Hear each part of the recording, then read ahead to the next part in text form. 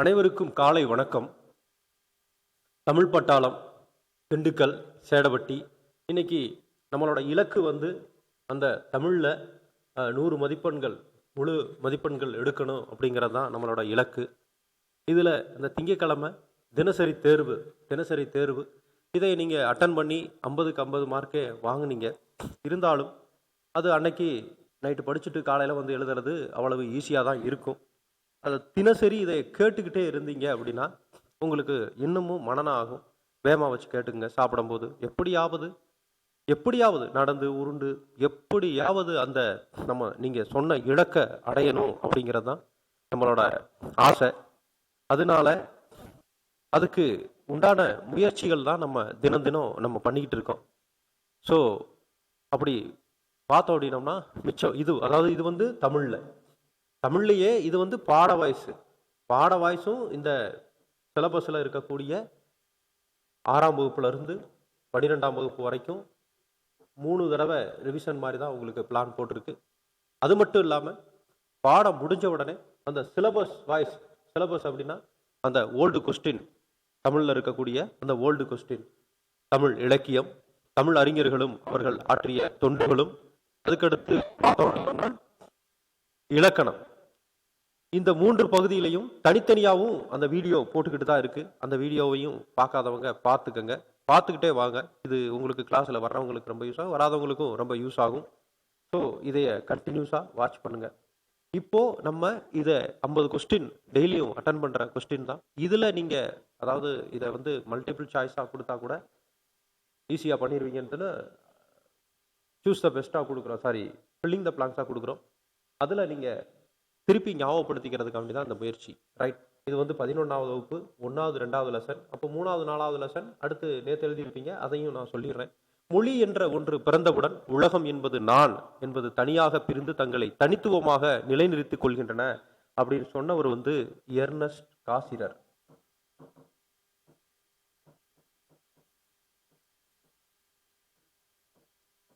வேமா சொல்லிடுறேன், எழுதுனா லேட் ஆகும். கலைகளின் உச்சம் கவிதை என்பர். அந்த கவிதையினை இயன்றவரை பேசுவது போல் எழுதுவதுதான் உத்தமம் என்று, அதுவே மானுடத்திற்கு எழுத்தாளர்கள் செய்யும் கடமை அப்படின்னு சொன்னவர் பாரதி, மகாகவி பாரதியார். இந்த வரிய சொன்னவர் அதுக்கடுத்து பார்த்தோம்னா, பேச்சு மொழிக்கு ஒருபொழுதும் பழமை தட்டுவதில்லை, அது வேற்றுமொழி ஆவதும் இல்லை, அது எப்பொழுதும் உயிர்ப்புடன் மாறிக்கொண்டே இருக்கு.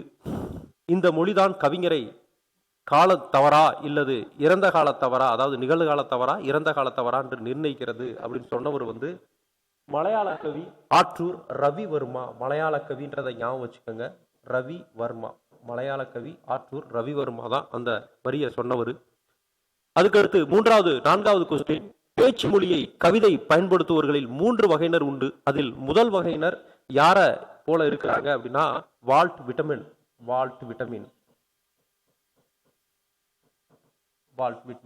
அதாவது இந்த வால்ட் விட்மன் இதைத்தான் நம்ம பாரதியார் ஃபாலோ பண்ணாரு அப்படின்றது +1ல இந்த ஃபர்ஸ்ட் பாடத்துல கொடுத்துருக்கிறது தான். அதாவது இதுல நிறைய ஒன்றும் கேள்விகள் எடுக்கலாம், இருந்தாலும் முக்கியமான வரிகளை எடுத்து கொடுத்துருக்கு. அதைய ஒரு தடவைக்கு 2 தடவை திருப்பி பார்க்க போய் தான் நம்மளுக்கு மன்னம் ஆகும். அதுக்கடுத்த கொஸ்டின், புதுக்கவிதை இயக்கத்தை தோற்றுவித்தவர் இவர் யாரு அப்படின்னு சொல்லி கேட்கிறாங்க. இவரும் வால்ட் விட்மன் தான். இவருடைய புள்ளின்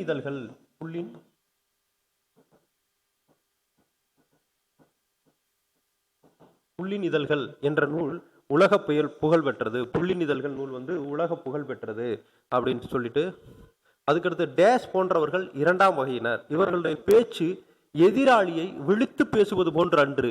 மின்சார ரயிலில் நெருக்கத்தின் படியில் தொங்கிக் கொண்டு போகின்ற பொழுது வெளியில் பறந்து கிடக்கும் தனிமையை சாட்சியாக வைத்து தங்களுக்குள்ளே தாங்கள் உதடு பிரித்து பேசிக்கொள்ளும் வகை இவருடைய கவிதைகள். மூடிய நிலையில் செயற்படுகிறது அப்படின்னு சொன்னவங்க கவிஞர் வல்லார்மே. இதெல்லாம் நீங்க ஒரு தடவை படிச்சுட்டீங்க, டெஸ்ட்டும் எழுதிட்டீங்க. ஆனா திருப்பியும் ஒரு தடவை இதை கேட்கறதுனால உங்களுக்கு அது ரீகால் பண்ண மாதிரி இருக்கும். என்னோட வேலை உங்களை எப்படியாவது அந்த மனனம் பண்ண வைக்கிறதா. அன்பில் வழித்தடத்தில் மற்றதெல்லாம் சென்றன, அதன் பின்னே எந்த நேரமும் மாந்தர் செய்வது எதுவென்றால் அன்பே தான் தெரிந்தது. அங்கே அவற்றில் எல்லாம் மக்கள் தோற்றத்தில் அன்புதான் இருந்துச்சு, அன்புதான் அவர் மொழியும் அப்படின்னு சொல்லிட்டு கவிதை எழுதினவர் யார் அப்படின்னு சொல்லி பார்த்தோம் அப்படின்னோம்னா இவர் வால்ட் விட்மன் தான். அதுக்கடுத்து 8வது கொஸ்டின். பேச்சு மொழி கவிதையின் 3வது வகையினரான இவர் தென் அமெரிக்காவில் உள்ள சிலி நாட்டில் பிறந்தவர். லத்தீன் அமெரிக்காவில் மிகச்சிறந்த கவிஞர். தன்னுடைய கவிதைக்காக 1971 இலக்கியத்திற்கான நோபல் பரிசு பெற்றவர் யார் அப்படின்னா பாப்லோ நெருடா. Pablo Neruda.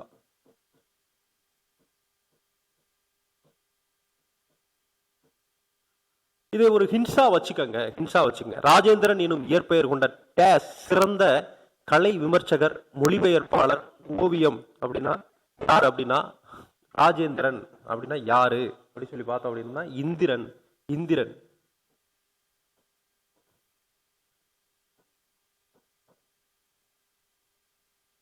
உரிய மொழி கவிஞர் மனோரமா பிஸ்வாஸின் நூல் என்ன அப்படின்னு சொல்லி பார்த்தா பறவைகள் ஒருவேளை தூங்க போயிருக்கலாம் எனும் இவரின் மொழிபெயர்ப்பு நூலுக்காக ராஜேந்திரன் பறவைகள் ஒருவேளை தூங்க போயிருக்கலாம்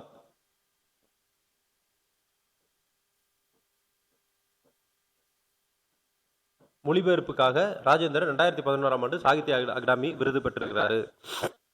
அதுக்கடுத்து காற்றில் ஏரி கனைகடலை நெருப்பாற்றை மலைமுகடுகளில் கடைந்து செல்லுமோர் பாடலை கபாடங்களை காவு கொண்ட பின்னும் காலத்தால் சாகாத தொல் கனிமங்களின் உரமெல்லாம் சேர பாடத்தான் வேண்டும் என்ற பாடல் எந்த வரியில இருக்குன்னா யுகத்தின் பாடல்.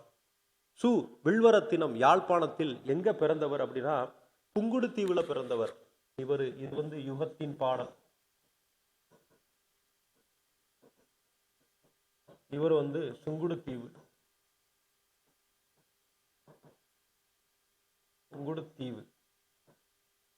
இதில் பிறந்தவர். இவரது கவிதைகள் மொத்தமாக உயிர்த்தெழும் காலத்திற்காக என்ற தலைப்பில் 2001 தொகுக்கப்பட்டது. உங்க பாடல் வரியில கொடுத்ததுதான் உங்க பாட புஸ்தகத்துல.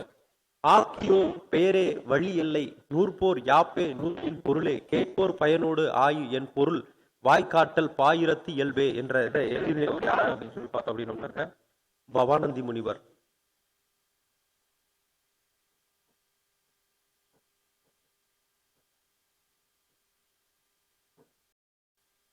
நன்னூல் ஏதோ வழிநூலாக கொண்டதுன்னா தொல்காப்பியம்.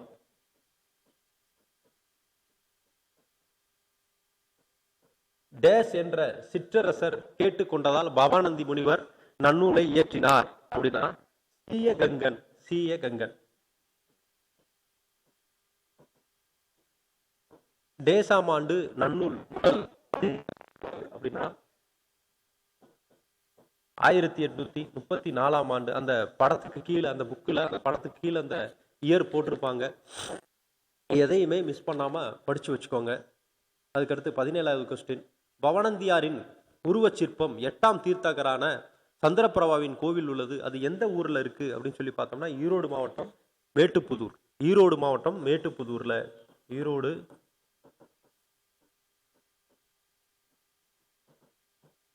மேட்டுப்புதூர்ல ஒரு சிலை இருக்கு.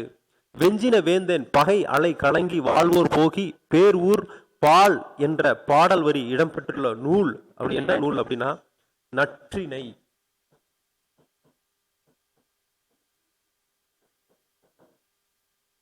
அதுக்கடுத்து ஒரு சகோதரியோ பிரான்ஸ் நாட்டில் நானும் வழிதவறி அலாஸ்கா வந்துவிட்ட ஒட்டகம் போல் ஓஸ்லோவில் என்று கவிதை எழுதியவர் யார்? ஈழத்து கவிஞர் ஜெயபாலர். ஒரு இனத்தை அழிப்பதற்கு அவர்கள் நூல்கள் எரித்தால் போதும், அவர்களின் அறிவு மேலும் வளர்வதற்கு முடியாமல் நின்றுவிடும் அப்படின்னு சொல்லி சொன்னதுல எந்த புக்ல இருக்கு அப்படின்னு சொல்லி பார்த்தோம்னா பாரன்ஹீட்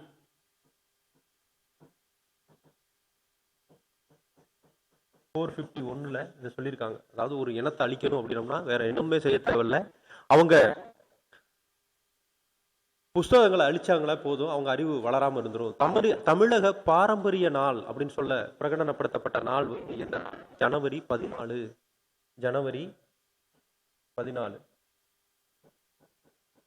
அதுக்கடுத்து தமிழர்களுக்கு சொந்தமான வீதி வன்னி வீதி என்று பெயர் சூறப்பட்டிருக்கூடிய இடம் என்ன இடம்னா எந்த நாட்டில் அப்படி சொல்லியிருக்காங்க? கனடா.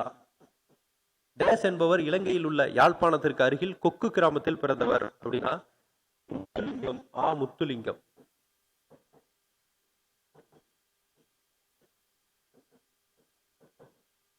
அதுக்கடுத்து டேஸ் எனும் சிறுகதை தொகுப்பிற்காக 1996 தமிழ்நாடு அரசின் முதல் பரிசினை பெற்றவர் யார் அப்படின்னு சொல்லி கேட்கிறாங்க. வம்சவிருத்தி என்னும் சிறுகதை.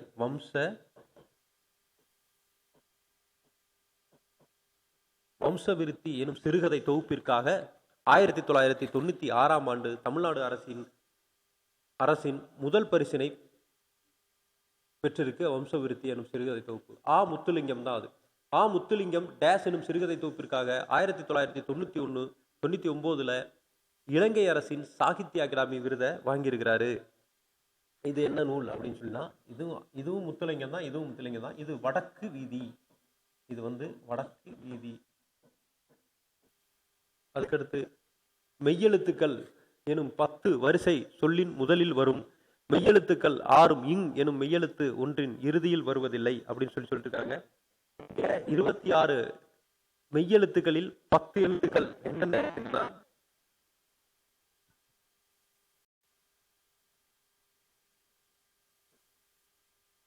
கா, கா, ஷா, ஞா, தா, நா, பா, மா, யா, வா.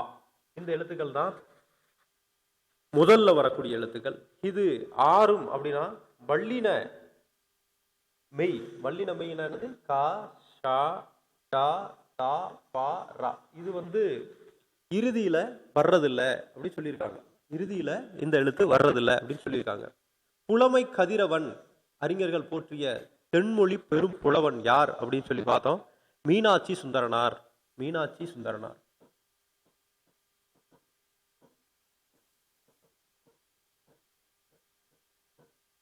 இனிமையும் நீர்மையும் தமிழென ஆகும் என்று கூறுவது என்ன நூல் அப்படி சொல்லி பார்த்தோம் அப்படின்னா பிங்கள நிகண்டு. இனிமையும் நீர்மையும் அப்படின்னு சொல்லிட்டு பிங்கள. அதுக்கடுத்து எஸ்தட்டிக் என்ற சொல்லுக்கு நேரான தமிழ் சொல் என்ன அப்படின்னு சொல்லி பார்த்தோம் அப்படின்னா அழகியல். பாருங்க, இப்போ அந்த 30 கேள்விகள் பார்த்துருக்கீங்க. 30 கேள்விகள், இன்னும் 20 கேள்விகள் இருக்கு. 12 நிமிஷம் தான். இதுல மேக்சிமம் அந்த பாடத்தை படிக்கிறதுக்கு எவ்வளவு டைமிங் எடுத்துக்கிட்டீங்களோ அதே மாதிரி எழுதின பரீட்சையை ரிவிஷன் பண்றதுக்கு அதுல ஒரு 10ல் 1 பங்கு எடுத்துக்கிட்டே இருந்தா தான் உங்களுக்கு அது ஞாபகத்துல வரும். பாருங்க, திருப்பி ரிவிஷன் பண்ணி விடுறேன். எஸ்தட்டிக் என்ற ஆங்கில சொல் அழகியல். இனிமையும் நீர்மையும் தமிழ் என ஆகும் என்று கூறும் நூல் பிங்கள நிகண்டு. புலமை கதிரவன் மீனாட்சி சுந்தரனார். அப்புறம் தென்பெரும் புலவன் அப்படின்னு அழைக்கக்கூடியவர். மெய்யெழுத்துக்கள் இங் கசட தபர அது இறுதியில வராது. மெய்யெழுத்துக்கள் கா, ngா, சா, ஞா, தா, நா, பா, மா, யா, வா அது முதல்ல தான் வரும். முத்துலிங்கம் அப்படின்றவர் வடக்கு வீதி அப்படின்றதுக்காண்டி 1999 சாகித்ய அகாடமி விருது வாங்கியிருக்காரு. வம்சவிருத்தி நூல் தொகுப்பிற்காக தமிழக அரசின் சிறந்த பயிற்சி நூலை விட்டுருக்காரு. அப்ப இவர் முத்துலிங்கம் அப்படின்னா ஞாபகத்துக்கு வரவர் யாழ்ப்பாணத்துக்கரில் கொக்குல பிறந்தவர். வம்சவிருத்தி நூல் எழுதியிருக்காரு. வடக்கு வீதி நூல் எழுதியிருக்காரு. வம்சவிருத்தி 1996 தமிழக அரசின் விருதை பெற்றது. வடக்கு வீதி 1999 இலங்கையில் சாகித்ய அகாடமி விருதை பெற்றது. அப்போ இவர் தமிழர்களுக்கு சொந்தமான வீதி வன்னி வீதி அப்படின்னு சொல்லியிருக்காங்க. அது எங்க இருக்குன்னா கனடால இருக்கு. தமிழர் பாரம்பரிய நாள் அப்படின்னு பிரகடனப்படுத்தப்பட்ட நாள் ஜனவரி 14. ஒரு இனத்தை அழிக்கிறதுக்கு அவங்க நூல்களை அழிச்சாவே போதும் அப்படின்னு சொல்லி கூட சொல்லக்கூடிய நூல் பாரன்ஹீட் 451. ஒரு சகோதரி பிரான்ஸ் நாட்டில் இருக்காங்க. நானும் வழி தவறி அலாஸ்கா விட்ட ஒட்டகம் போல் இருக்கேன் அப்படின்னு சொன்னவர் ஜெயபாலர். வெஞ்சின வேந்தன் பகை அலைகலங்கி வாழ்வோர் போகிய பேர் ஊர்பால் என்ற பாடல் வரி இடம்பெற்றுள்ள நூல் நற்றிணை 153. பவனந்தி முனிவர் உருவச்சிலை 8ஆம் தீர்த்தகரான சந்திரபிரபாவின் கோயில் இருக்கு. அது எங்க இருக்கு அப்படின்னு சொல்லி கேட்டேன். இவரோடு மேட்டுப்புதூர்ல இருக்கு. நன்னூல் எப்ப பதிப்பிச்சிருக்கப்பட்டது ஃபர்ஸ்ட் எப்பன்னா 1834 பதிப்பிச்சிருக்காங்க. யார் கேட்டுக்கிட்டதுக்கு இணங்க நன்னூலை இயற்றினார் அப்படின்னா பவனந்தி முனிவர். சீயகங்கன் அப்படின்ற ஒரு சிற்றரசர் கேட்டுக்கிட்டது என்னங்கிறதுக்கு தான் அந்த நன்னூலை இயற்றி இருக்கிறாரு. நன்னூல் எதைய வழிநூலா கொண்டதுன்னா தொல்காப்பியத்தை வழிநூலா கொண்டது. ஆக்கியோன் பேரே வழியல்லை நூற்பெயரே யாப்பே அப்படின்னு சொன்னது பவனந்தி முனிவர் நன்னூல்ல. வில்வரத்தனம் யாழ்ப்பாணத்துல புங்குடு தீவுல பிறந்தவர். இவர் கவிதைகள் மொத்தம் எப்படி தொகுத்திருக்காங்கன்னா உயிர்த்தெழும் காலத்திற்காக என்ற தலைப்புல 2001 தொகுக்கப்பட்டிருக்குது. காற்றில் ஏறி கடலை நெருப்பாற்றலை மலை முகடெல்லாம் கடந்து அப்படின்ற பாடல் வந்து யுகத்தின் பாடல்கள்ல தான் அந்த பாடல் வரி வருது. உரிய மொழி கவிஞர் மனோரமா பிஸ்வாசின் நூல் வந்து பறவைகள் ஒருவேளை தூங்க போயிருக்கலாம். இவரின் மொழிபெயர்ப்பு வந்து 2011ஆம் ஆண்டு சாகித்ய அகாடமி விருது பெற்றிருக்குது. ராஜேந்திரனோட இயற்பெயர் வந்து இந்திரன். அப்புறம் பேச்சு மொழி கவிதைகள் மூன்றாவது வகை, அதாவது பேச்சு மொழி கவிதையில 3வது வகையில் இருக்கக்கூடியவர் பாப்லவ் நெருடா அப்படிங்கிறவர். அன்பின் வழித்தடத்தில் மற்றதெல்லாம் சென்றன அதன் பின்னே அன்பை பத்தி எழுதியிருக்கவர் வால்ட் விட்மன் அப்படிங்கிறவர். இதை ஒரு தடவை வேகமா ரீகால் பண்ணுங்க, இதை திருப்பி திருப்பி ரீகால் பண்ணுங்க. மல்லார்மே போன்ற 2ஆம் வகையினர், மல்லார்மே போன்றவர் இதுல பேச்சு மொழி கவிதையில 3 வகையை சேர்ந்தவங்க. 1ஆம் வகை வால்ட் விட்மன், 2வது வகை மல்லார்மே. அப்படி ஞாபகம் வச்சுக்கணும். புதுக்கவிதை இயக்கத்தை தோற்றுவித்தவர் வந்து வால்ட் விட்மன் தான். இவரோட புள்ளின் இதழ்கள் அப்படின்ற நூல் தான் உலக புகழ் பெற்றது. அதுக்கடுத்து பார்த்தோம்னா பேச்சு மொழிக்கு ஒருபொழுதும் பழமை தட்டுவதில்லை அப்படின்னு சொல்லிட்டு அதைய உயிர்ப்புடன் இருப்பது மாற்றிக் கொண்டேதான் இருக்கிறது. அவர் நிகழ்காலத்தவரா அல்லது கடந்த காலத்தவரா அப்படின்னு சொல்லிட்டு ஆர்த்தூர் ரவிவர்மா அப்படின்றவர் சொல்லியிருக்கிறாரு. கலையின் உச்சகட்டம் தான் கவிதை அப்படின்ட்டு. அக்கவிதையினை இயன்றவரை பேசுவது போல் எழுதுவதுதான் உத்தமம் என்று, அதுவே நம்ம மானுடத்தை எழுத்தாளர்களின் செய்யும் கடமை அப்படின்னு சொன்னவர் பாரதியார். மொழி ஒன்று பிறந்தவுடன் உலகம் என்பது நான் என்ற தனியாக பிரிந்து தங்களை தனித்துவமாக நிலைநிறுத்திக் கொள்கின்றன அப்படின்னு சொன்னவர் எர்னஸ்ட் காசிரர் அப்படிங்கிறவர். இப்போ பார்த்தாச்சு. திருப்பியும் அந்த 30 கேள்வி, மிச்சம் இருக்கக்கூடிய 20 கேள்வியும் முடிச்சிருவோம்.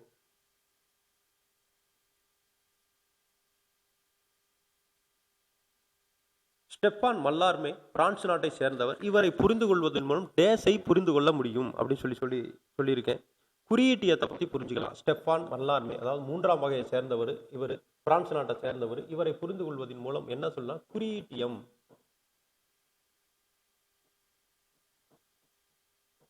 பத்தி தெரிஞ்சுக்கலாம். தன் இனத்தையும் மொழியும் பாடாத கவிதை வேறில்லாத மரம் கூடில்லாத பறவை அப்படின்னு சொன்னவர் யார் அப்படின்னு சொல்லி பார்த்தோம்னா எல்லாருக்கும் தெரியும், ரசூல் கம்சதேவ். தமிழ்நாட்டின் ரசூல் கம்சதேவ் யாருன்னு தெரியும்.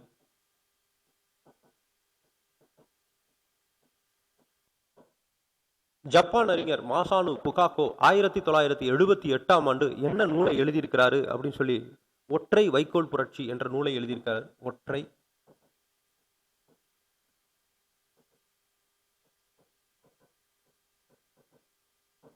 வைக்கோல் புரட்சி. உலக சிட்டுக்குருவிகள் தினம் அப்படின்னு சொல்லி கேட்டிருக்கேன். இது உலக சிட்டுக்குருவிகள் தினம் மார்ச் 20.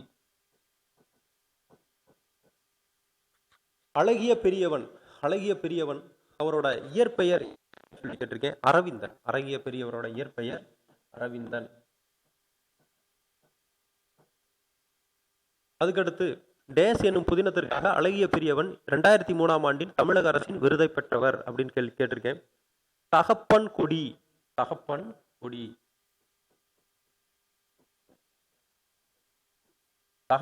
என்ற புதினத்திற்காக அழகிய பெரியவன் 2003ஆம் ஆண்டு தமிழக அரசின் விருதை பெற்றவர். பள்ளுப்பாட்டு டேஸ் எனவும் அழைக்கப்படும் தொல்காப்பியம் குறிக்கப்படும் புலன் எனும் இலக்கிய வகையை சார்ந்தது ஆகும். அது என்னன்னா உளத்திப்பாட்டு.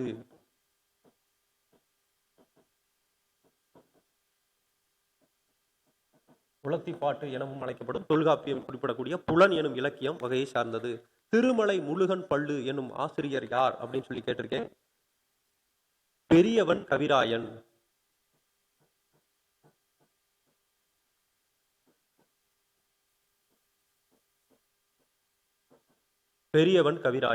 போது என்ற சொல்லின் பொருள் என்ன அப்படின்னு சொல்லி கேட்டிருக்கேன்.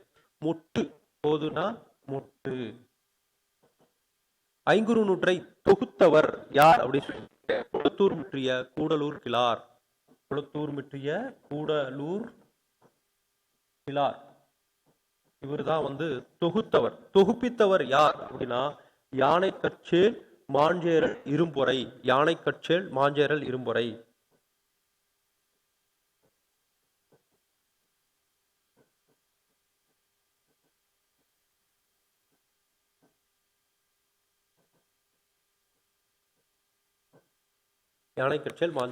நிகண்டுகளில் யானையை குறிக்கக்கூடிய 5 பெயர்கள் கேட்டிருக்கு.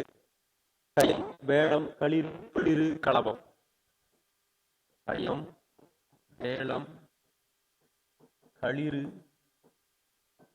பிளிறு, களபம். கயம், வேடம்,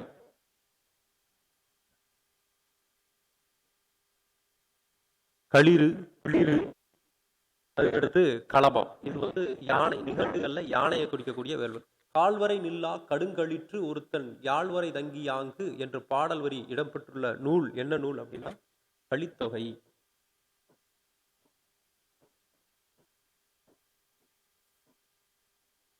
கால்வரை நில்லா கடுங்களிற்று ஒருத்தல் யாழ்வரை தங்கி யாங்கு பாடல் வரி அப்படின்ற பாடல் வந்து கலித்தொகை. யானை டாக்டர் என்று அழைக்கக்கூடியவர் யார் அப்படின்னா கிருஷ்ணமூர்த்தி. கிருஷ்ணமூர்த்தி தான் யானை டாக்டர்.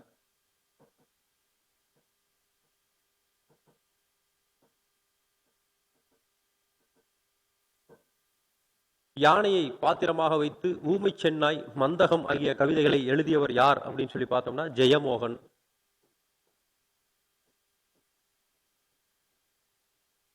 தமிழிசை இயக்கத்தின் தந்தை யார் அப்படின்னு சொல்லி பார்த்தோம் ஆபிரகாம் பண்டிதர்.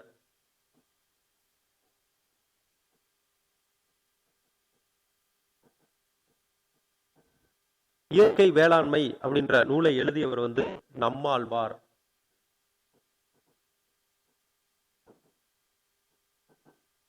அதுக்கடுத்து மீன்கள் கோடி கோடி சூழ வெண்ணிலவே வெள்ளியோடம் போல வரும் வெண்ணிலவே என்ற பாடலை பாடியவர் கவிமணி. இன்னைக்கு வீடியோவில் கூட கவிமணியை பற்றி போட்டிருப்பேன். இவரோட சிறப்பான வரிகள் தான் மீண்டும் மீண்டும் கேட்குறாங்க. இந்த வரிகள் கூட நான் எழுதலை. மீன்கள் கோடி சூழ புஸ்தகத்தில் இருக்கக்கூடிய இவரை பற்றின சிறப்பான வரிகள்லாம் இருந்தால் எங்கே இருந்தாலும் தேடி படிச்சுக்கோங்க. மீன்கள் கோடி சூழ வரும் வெண்ணிலவே வெள்ளியோட்டம் போல வரும் வெண்ணிலவே அப்படின்றது கவிமணி உங்கள் சிலபஸில் இருக்காரு. இந்த இடத்துல தமிழறிஞர்களும் அவர்கள் ஆற்றிய தொண்டுகளும் அப்படின்றத. அப்போ நம்ம வந்து இந்த இடத்துல என்னென்ன நான் செய்கிறேன் அப்படின்னா புஸ்தகத்தில் இருக்கக்கூடிய 6 முதல் 12ஆம் வகுப்பு வரை உள்ள பாடங்கள் அனைத்தும் இப்போ நம்ம இந்த பாட புஸ்தகத்தில் முடிச்சுட்டு சிலபஸ் வைஸாகவும் நம்ம போய்கிட்டு இருக்கோம். அப்போ உங்களுக்கு வந்து எந்த இடத்துலையும் இது வந்து என்னது மிஸ் ஆகக்கூடாது அப்படிங்கிறது தான் என்னோட மார்க். எந்த இடத்துலையும் உங்களுக்கு குறைச்சி வந்துடக்கூடாது அப்படிங்கிறது தான் என்னோட ஆசை. முழு மார்க் எடுத்துப்படுங்க, முழு மார்க் எடுத்துப்படுங்க. ஒன்றும் கவலைப்படாதீங்க, எதையை பற்றியும் கவலைப்படாதீங்க. யார் எப்படி படிச்சிருக்கா, 10 வருஷம் படிக்கிறான், எதையை பற்றியும் கவலைப்படாது. இந்த நொடி பொழுது தான் உண்மை. நாளை என்பது நமக்கு சொந்தம் இல்லை, போனது திருப்பி வராது, போன காலங்களும் திருப்பி வராது. ஸோ இந்த நொடி பொழுது தான் இது உண்மை. அதனால அதுக்கு தகுந்த மாதிரி உழைப்பை போடுங்க. அதுக்கடுத்து வனப்பேணுரர் வழங்கப்படக்கூடிய உயரியமான விருது என்ன விருது அப்படின்னா வேணுமேனன் எலிஸ் விருது. வேணுமேனன் எலிஸ் விருது.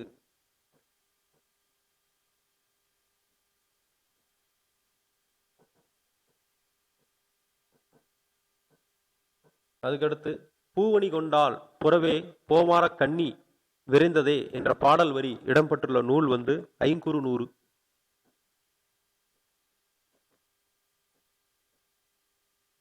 மீண்டும் பாருங்க, பூவணி கொண்டாற்றால் புறவே பேமர கண்ணி அப்படின்றது விரைந்தன்ற பாடு ஐங்குறுநூறு.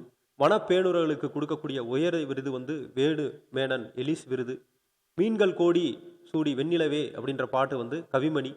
இயற்கை வேளாண்மை அப்படின்ற நூலை எழுதினவர் வந்து நம்மாழ்வார். தமிழிசை இயக்கத்தின் தந்தை ஆபிரகாம் பண்டிதர். யானை பாத்திரமாக வைத்து ஊமை சென்னாய், மந்தகம் ஆகிய கவிதைகளை எழுதியவர் வந்து ஜெயமோகன். யானை டாக்டர் என்று அழைக்கப்படக்கூடியவர் வந்து கிருஷ்ணமூர்த்தி.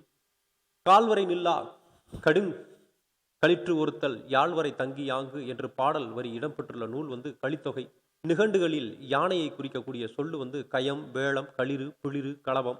ஐங்குறுநூற்றை தொகுப்பித்தவர் வந்து யானை கட்சேல் மாஞ்சேரல் இரும்பொறை. ஐங்குறுநூற்றை தொகுத்தவர் வந்து கூடலூர்கிழார். போது என்ற சொல்லின் பொருள் வந்து மொட்டு. திருமலை முருகன் பல் அப்படின்றது பெரியவன் கவிராயன். பள்ளுப்பாட்டு என்று அழைக்கப்படக்கூடியது உளத்திப்பாட்டு அப்படின்னு சொல்லலாம். தொல்காப்பியத்தில் குறிப்பிடக்கூடிய புலன் எனும் இலக்கியத்த வகையை சார்ந்தது தான் இது. தகப்பன் கொடி என்ற புதினத்திற்காக அழகிய பெரியவன் 2003ஆம் ஆண்டு தமிழக அரசின் விருதை பெற்றவர். அழகிய பெரியவனின் இயற்பெயர் வந்து அரவிந்தன். உலக சிட்டுக்குருவிகள் நாள் அப்படின்னு சொல்லக்கூடிய நாள் வந்து மார்ச் 20. ஜப்பான் அறிஞர் மாசானோ புகாகோ அப்படின்றவர் 1978ஆம் ஆண்டு என்ன நூலை எழுதினாரோ ஒற்றை வைக்கோல் புரட்சி என்ற நூலை எழுதினாரு. தன் இனத்தையும்